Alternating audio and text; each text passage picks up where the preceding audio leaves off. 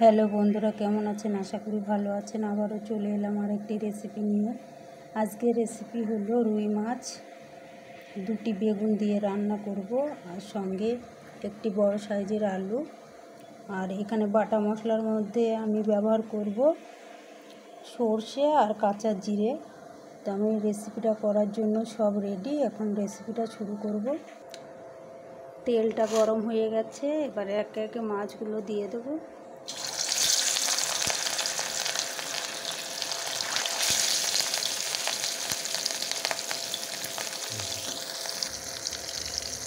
মাছগুলো ভাজা হোক, আমি কাঁচা জিরে আর সর্ষেটা বেটে নিয়ে আবারও আসবো।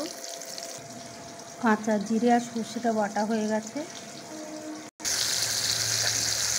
মাছগুলো ভাজা হয়ে গেছে, এবার তুলে নেব। এবার মাথাটা ভেজে নেব। মাছের মাথা দুটো ভাজা হয়ে গেছে, তুলে নেব। মাছগুলো সব ভেজে নিয়েছি, এবার এই তেলে বেগুনটা দিয়ে দেব।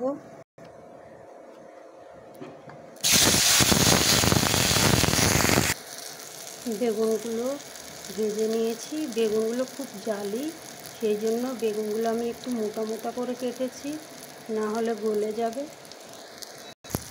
বেগুনগুলো ভাজা হয়ে গেছে। বেগুনগুলো কতটা সিদ্ধ হয়ে গেছে দেখুন, খুবই জালি। বেগুনগুলো ভাজা হয়ে গেছে, তুলে নিয়েছি। এবার এই তেলেই দিয়ে দেবো আলুগুলো।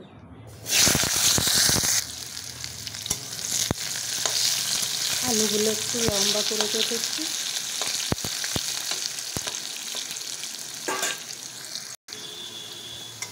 আলু প্রায় ভাজা হয়ে গেছে।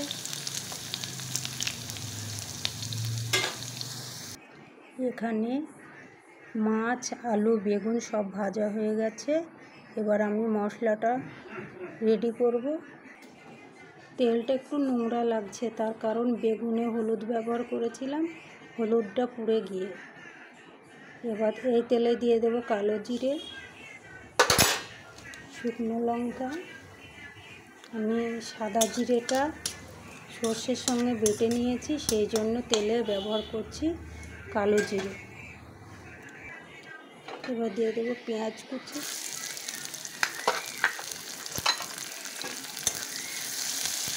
পেঁয়াজটা লাল হয়ে গেলে দিয়ে দেবো টমেটো। পেঁয়াজটা লাল হয়ে এসেছে, এবার দিয়ে দেবো টমেটো।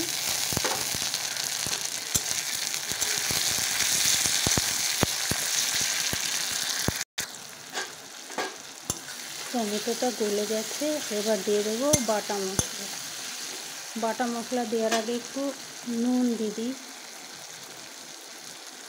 নুন দিয়ে দিলে টমেটোটা আর একটু গলে যায়।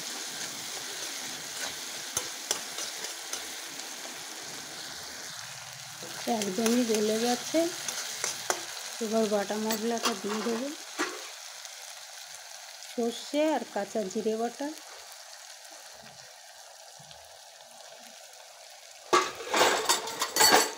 এটা ভালো করে কষিয়ে এরপর দিয়ে দেব গুঁড়ো মশলাগুলো। এটা ভালো করে কষানো হয়ে গেছে। কি সুন্দর একটা সেন্ট বারো হচ্ছে কাঁচা জিরে আর সর্ষে বাটার। এবার একে একে গুঁড়ো মশলাগুলো দিয়ে দেব। হলুদ গুঁড়ো, লঙ্কার গুঁড়ো,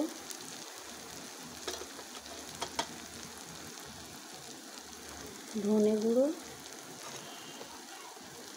জিরের গুঁড়ো, কাশ্মীরি লঙ্কার গুঁড়ো। এটা ভালো করে কষিয়ে নুনটা আবার আমি পরে চেক করে লাগলে দিয়ে দেবো। মশলাটা কষানো হয়ে গেছে, এবার আলুটা দিয়ে দেবো।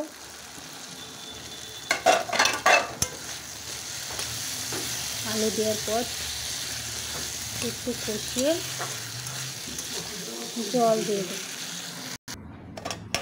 জল দিয়ে দিয়েছি। বেগুনটা লাস্টে দেবো, কেননা বেগুনটা তেলেই সিদ্ধ হয়ে গেছে। দিয়ে দিচ্ছি 4টে কাঁচা লঙ্কা। এবার একে একে মাছগুলো দিয়ে দেবো।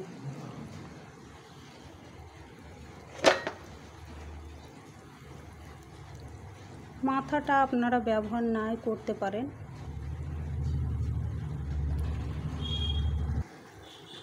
আমরা তো অনেকেই ইলিশ মাছ দিয়ে বেগুন খাই, তো আজ আমি রুই মাছ দিয়ে বেগুনের রেসিপি করলাম। আপনারা অবশ্যই বানিয়ে দেখবেন, খেতে ভালো লাগবে। আলু অনেকটা সিদ্ধ হয়ে গেছে, এবার দিয়ে দেবো বেগুন।